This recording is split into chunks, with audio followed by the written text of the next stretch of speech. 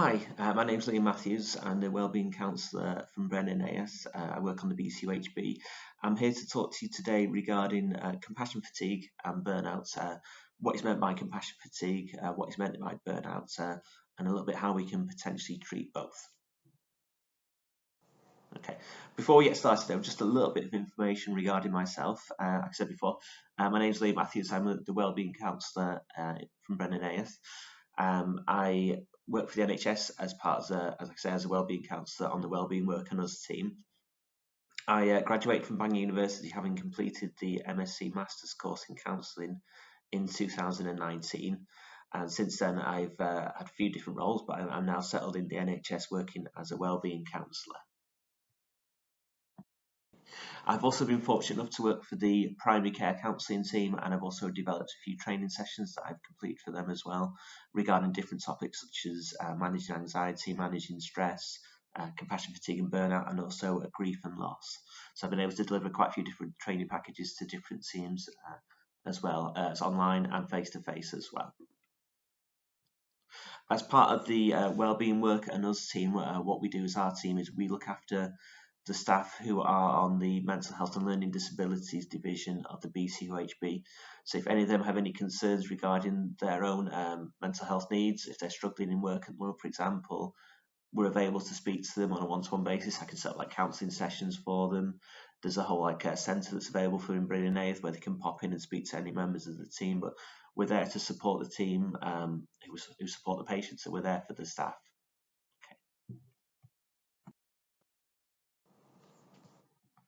Okay, so what we'll be discussing today is, and what we're looking into is what compassion fatigue is and how it affects us. We find that a lot of people struggle with compassion fatigue, but they're unaware of what the symptoms are. We can also quite often describe compassion fatigue as what we call empathy fatigue. And that's when there's a lack of empathy, which has a massive impact potentially on our work within the counselling process. If there is a perceived lack of empathy, that can cause lower levels of care, a lack of connection with our clients, and it has also been described as a cost of caring. So it's one of those things that it's almost seen as an inevitable kind of cost of being in a caring profession, is that sometimes our empathy levels aren't quite as high as we'd ideally like them to be, and that can cause all kinds of issues within a counselling setting in terms of being able to help people out or being there for our clients in the way that we would ideally like to be there for them. So what we're going to be looking at is how can we potentially spot these signs, identify the behaviours also in people around us and also within ourselves, and trying to find ways that we can actually prevent this compassion fatigue. So we'll also look at ways we can explore how to maybe treat it and also be a little bit more proactive regarding compassion fatigue and hopefully be able to spot these signs before they become an issue. We'll also be looking at burnout. So with burnout, that's when we get to that point where everything feels like it's too much to deal with. Our energy levels are generally at rock bottom. It feels like we haven't got anything left to give, but we try our best to keep on working. We feel very much overwhelmed with everything that's going on. We're trying to keep up with the new demands, but everything generally feels like it's too much to cope with. Okay, but before we look into what compassion fatigue is, we need to kind of take into consideration what we actually mean by compassion. And what we mean by compassion, it's when you can relate to someone's situation and you want to help that person out, whether that's him or her. It might be you see somebody in trouble and you feel like pitching in, but it's a little bit more than that. For example, you might see somebody pick up their groceries if they drop the shopping basket on the floor, and that kind of feeling that you want to be able to help somebody, you want to kind of jump in there and help them out. So even those little minor acts that you can choose to do in your day, they can help balance those kind of negative emotions, because it feels like we've done something good for someone. But it's kind of different from that kind of basic concept of kindness, in that the word compassion, it very much implies you've seen yourself in that person's shoes and you recognise that somebody needs help, but you feel that kind of need to take that action rather than just kind of standing by and letting things just develop or letting things just happen. And it is possible to be kind, maybe without practical reasons, but generally without that kind of real empathy for the other suffering, it doesn't tend to work as well. So more often than not, there is that kind of overlap between the two. So we see someone suffering and we feel that kind of desire to help out, or that desire to jump in and help out.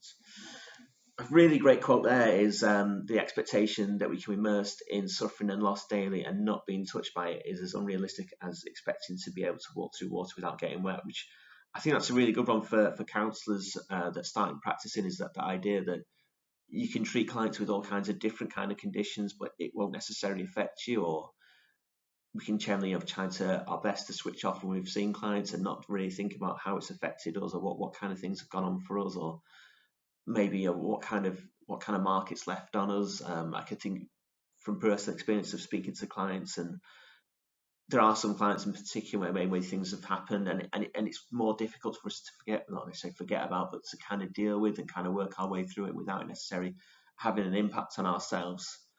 And also, it's very easy for a bit of a scary face. So it's very easy for us to say we're fine, pretending that everything's okay, and not ask for help.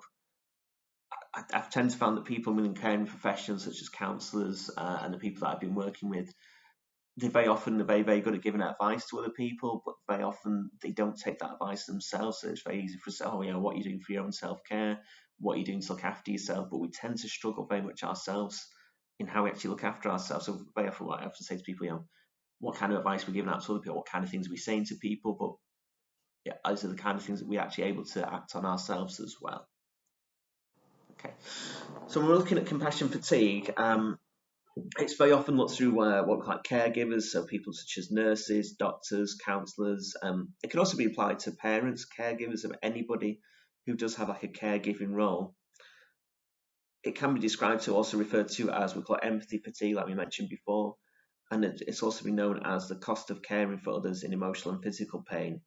And it may occur in people who are directly caring for others. So it can be about those who hear about the kind of painful experiences of others, and that's how it kind of makes an impact upon ourselves. We also quite often we talk about these kind of cases within supervision, and that also in turn can have an impact on our supervisor as well. So it has an impact on everybody, and that kind of impacts of the compassion and that fatigue and that kind of thing where we're talking quite often about traumatic experiences for people. It has quite a deep impact on ourselves as well.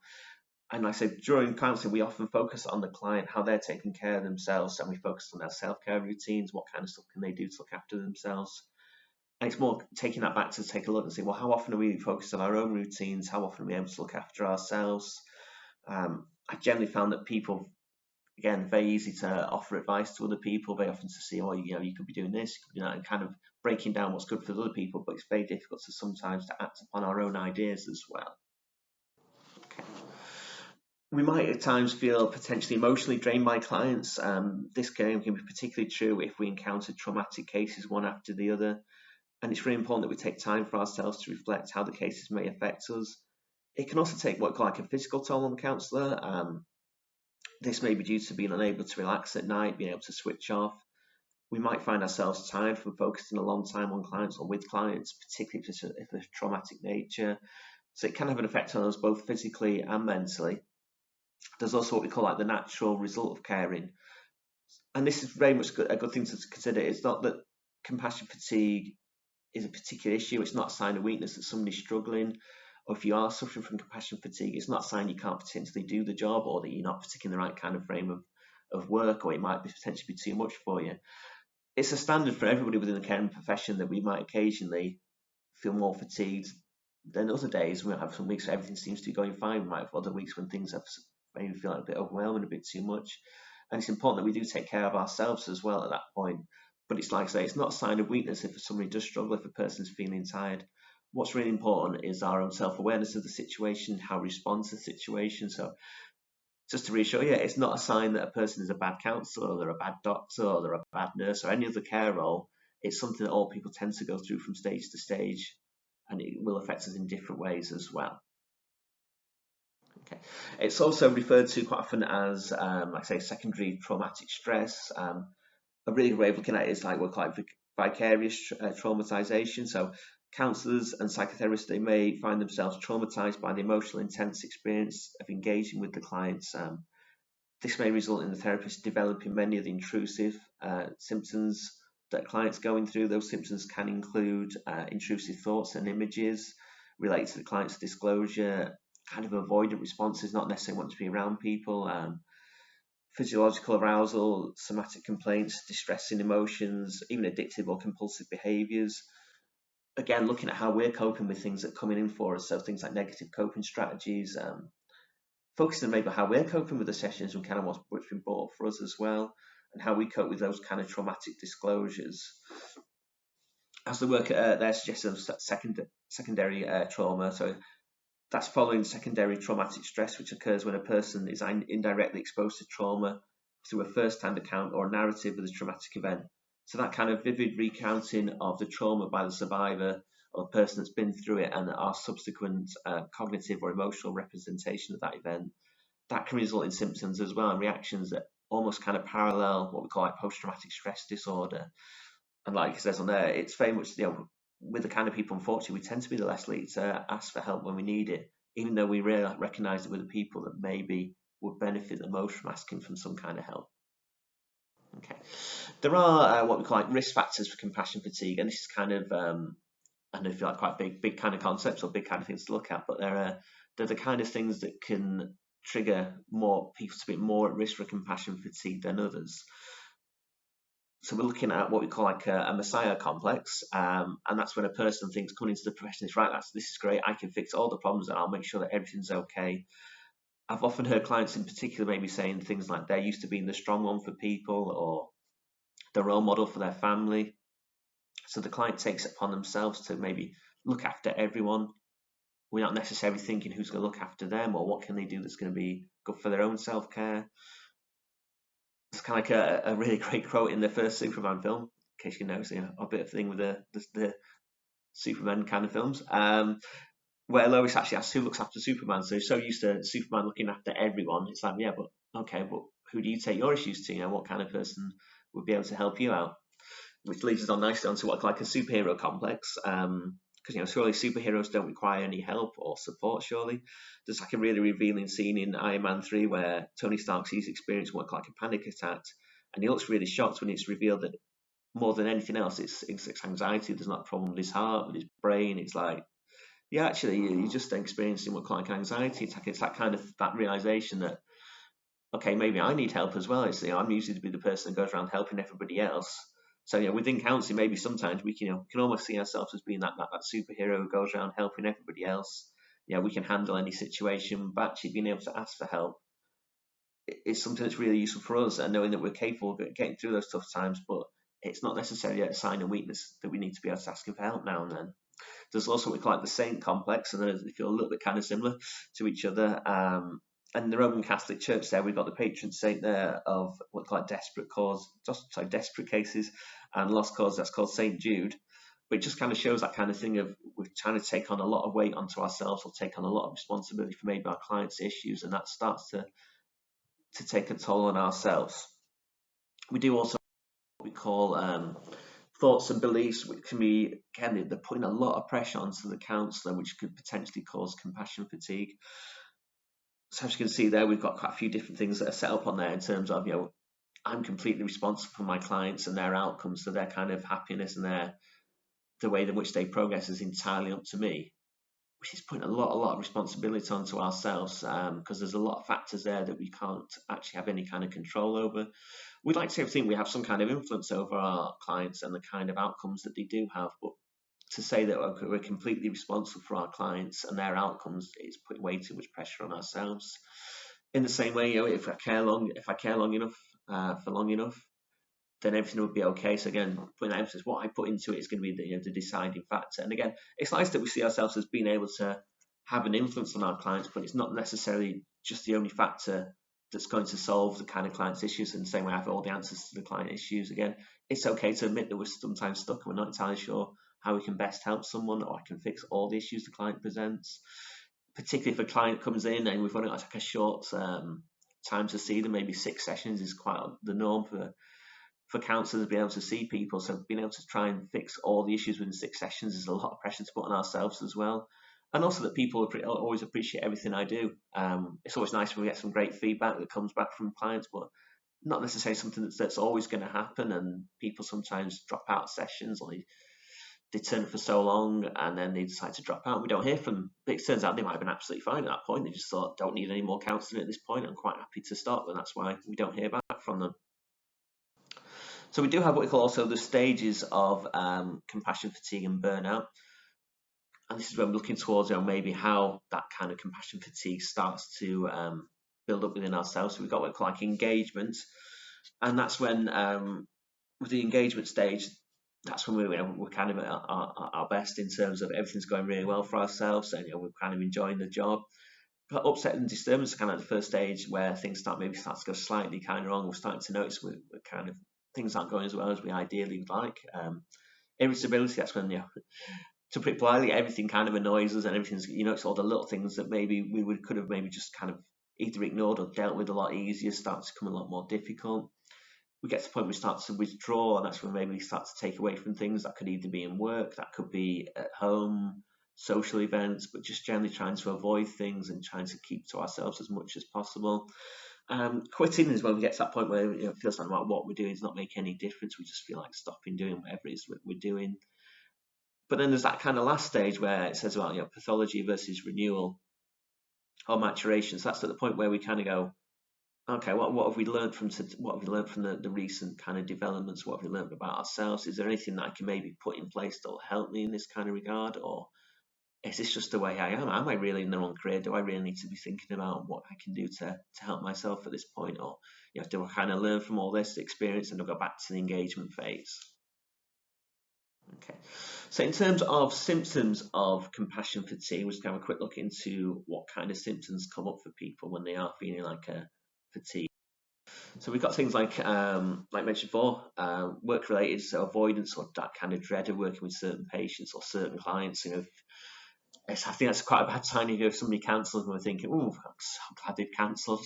That's generally not a good sign. If you're kind of glad that a person's cancelled on us, and it's more thinking, right, okay, well, what's going on for me at that point? I'm kind of happy this person's not turning up, which is a bit of an unusual way of being. Is there something about the client that maybe is setting something off in me? Are they, to put it politely, they irritated me? What's going on for me? Am I just glad to have a little bit of time off? Or maybe I just need a little bit of time to myself. I'm actually maybe overworking myself, so it's not questioning that actually the client's annoying me, but everything's kind of annoying me at the moment. If you look at the emotional part there, we've got things like mood swings, restlessness. There's so many things we could put in there, but it's kind of what's happening for us at an emotional level, kind of what's going on for us, and more importantly, how self-aware are we? Are we getting irritable with people that we wouldn't have done? Usually are things annoying us that maybe they wouldn't have done, but how much do we kind of recognize that in ourselves? In terms of physical issues, we can get things like headaches, digestive problems, muscle tension, not particularly feel like wanting to eat, that kind of thing can come up. For behavioural things, we're looking at potentially excessive use of substances, finding ways of coping that aren't particularly helpful in the long term. They might make you feel good in the short term, but not necessarily particularly helpful in the long term. Withdrawing away from social events, just generally wanting to be by ourselves and get away from people. In terms of clients themselves, they might start to appear quite irritated, struggling to focus. They might cancel appointments with us. They might fail to show up. And that kind of relationship can have an effect on the clients as well. So in terms of signs to look out for, in terms of ourselves, in terms of being therapists, we need to look out for our kind of warning signs and our symptoms, so that there's that loss of empathy. We're finding it more difficult to get in tune with our clients, to kind of relate to them. If we find ourselves getting quite irritated by the stories, even that can be quite a bad sign. Chronic physical and emotional exhaustion, that kind of taking a deep breath and so tired from getting into work, and maybe I don't want to be doing this kind of work, and it can be difficult in that kind of respect. But this can also come across to the clients, and I think that's the important thing to remember, is how this comes across to the clients in terms of that loss of empathy, and how does that get involved in our therapeutic relationship or potentially cause issues with that. If we're unable to maybe separate our personal and professional life, this can be particularly true maybe if we're suffering from grief or loss. We're not necessarily in the best place to be there for our clients. It's always important to take note of what's happening in our own lives and maybe how that can affect the relationship. It might be best for us to maybe take a week out to reflect upon ourselves and make sure that we're in a good place before we can see clients again. Also, the early signs of compassion fatigue, maybe not taking regular breaks, trying to put clients in back to back. From personal experience, I find that quite difficult if you try and do that. If you've got somebody at 9 o'clock, then 10 o'clock, then 11 o'clock, having a short break, then 1, 2, and 3, it can be quite a compounding kind of day. So maybe finding a way of taking those regular breaks, making sure you get time to do your notes, time to reflect on what's just happened before you get to see the next client, rather than maybe still thinking about the previous client, still worrying about them. We can become quite isolated from our friends and family. That kind of sign is an early sign that we don't want to see people, we don't want to be around people. That's usually quite a good sign that things aren't quite going the way we'd like them. So yeah, we need to really much look at, how can we potentially treat this? Like I say, a lot of people aren't particularly aware of the issue, or maybe self-aware that that's what's going on for themselves. So are we overworking ourselves? Maybe we need to look at what our coping strategies are, and maybe trying to get that focus back on ourselves and our own self-care. Very much, if we can't look after ourselves, how can we look after others? I appreciate, as I said, the clients look after themselves, but ourselves as a therapist, we're not looking after ourselves. How can we be able to look after other people? So what we're very much focused on is kind of what self-care practices that we use. What kind of things work for you? What kind of things help you? Just a few examples there of what we can potentially do when we're practicing self-care. So we're looking at engaging in things outside of work. That work-life balance is a very important one. Using worry time, excuse me, that's one that I quite often use with clients in terms of, they have a delegated time to proactively worry about issues, and after that, they won't be able to worry about anything anymore. Trying to not worry about things until the next day, where they can be a bit more proactive again and try to figure out what they can do. But yeah, there's lots of different ideas there as to what we can do to maybe help ourselves when we do feel fatigue. But a lot of it, as you see, that it's getting that connection with other people, but also using that time when we do get that time to ourselves to enable we're making best use of that time, that kind of reflection time as well. So in terms of burnout, looking into what burnout means to yourself and what kind of immediate things kind of come up when you think about. We're looking at where we get to that stage where everything kind of feels like it's too much to deal with. Our energy levels are very much at rock bottom. It feels like we've got nothing left to give, but we're trying our best to keep on working as much as we can do. We feel very much overwhelmed with what's going on. Maybe can't keep up with new demands and everything. It just feels like it's too much to cope with. And this can lead to maybe lower personal care and also quality care within the job. It's difficult for us to concentrate. It's hard for us to listen to the clients and responding kind of in a way that's got that kind of empathy with it, in terms of maybe we're listening, we're kind of tuning in, but we're not really listening at all. We're just kind of, okay, kind of not really there. So like it mentions there, we've got the emotional exhaustion, that depersonalization, that kind of loss of empathy, caring and compassion, which is really important to us when we're doing our counselling sessions. And also that decreased sense of accomplishment. So maybe we're not getting that kind of feedback, that things have gone better for the client, we've had a nice impact on them. Because again, we can't guarantee we're going to get that feedback from a client. It'd be nice if we did, but we can't necessarily guarantee we're going to get that. And that kind of decreased sense of accomplishment can really play an effect on us. So yeah, like we mentioned, it takes a heavy personal toll, and that can again take on lower quality of care and increased errors as well, potentially. That was more looking towards like doctors and nurses, if they're getting very much stressed and that kind of feeling that kind of burnout, these do start to lower the quality care and those increased errors. And it's really important to notice that studies have shown that empathy and the skills with empathy, they're really important when it comes to relating to people. And without having that empathy and those kind of personal skills, that can lead to like a decreased level of care, or that kind of patients are thinking they've got a decreased level of care because there isn't quite that same empathy from people as well, taking that time for people. And that can cause us a lot of distress as well. It can make it very difficult for people to cope with day-to-day responsibilities. Quite often people feel they get that kind of feeling of being hopeless. And it's been linked to situations where we're thinking whatever we do is not make any difference. So we take on a very, very pessimistic kind of view.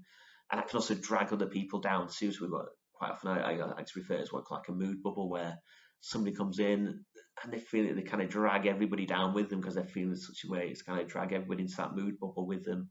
But yeah, people become quite irritable, they're quick to anger as well.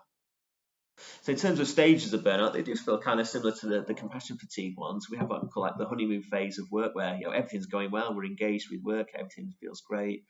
There's the onset of stress, so we start noticing a lot of things start to annoy us, maybe irritate us. There's the chronic stress where things start to become quite difficult for us to cope with. We're trying our best to cope with it, but we're kind of fighting against it. And then we get to what we call like burnout, which is that kind of emotional, physical low, where we've run out of energy and we're finding things very difficult to cope with. And then there's like habitual burnout. So that's when we're kind of turning up to work. Sounds wrong, this. We're doing the bare minimum to get through the day. Maybe we're not quite switched on. We're not quite focused. And it's how do we kind of recover from that? So how can we prevent burnouts? What kind of steps can we put in place to maintain our own self-care? So yeah, a few examples. They might feel a little bit similar to the compassion fatigue ones, but the things like making sure we're getting the right exercise, healthy diet, communicating with our colleagues and line manager, making sure in a case of for us for being counsellors, making sure we're speaking to our supervisors if anything does come up, anything that we need to discuss with them, and making sure that we're very open with them. If we are struggling, very similar to the compassion fatigue, if we are struggling, it's not necessarily a sign that we're bad at our jobs, or we shouldn't be doing our jobs, or we shouldn't be seeing clients. It's actually good for us that we actually quite open and say, look, I'm kind of struggling at the moment, or this client's brought this thing up for me, and that's causing me lots of issues. I know it's quite a nice one. Trying to keep a sense of humour about things as much as possible. I tend to notice when people are struggling with compassion fatigue and burnout, the sense of humour tends to go straight away. So if we can try our best to keep ourselves as happy as possible, and again, that can be making connections with other people. A lot of it, whatever it is that works, that keeps you happy. But yeah, there's a lot. Hopefully, you'll take a couple of tips away from there.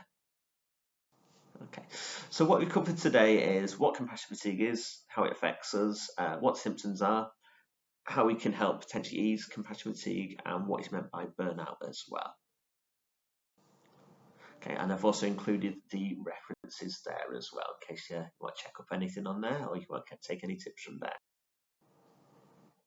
Okay, well, thank you very much for listening, and thanks for the opportunity to record this video.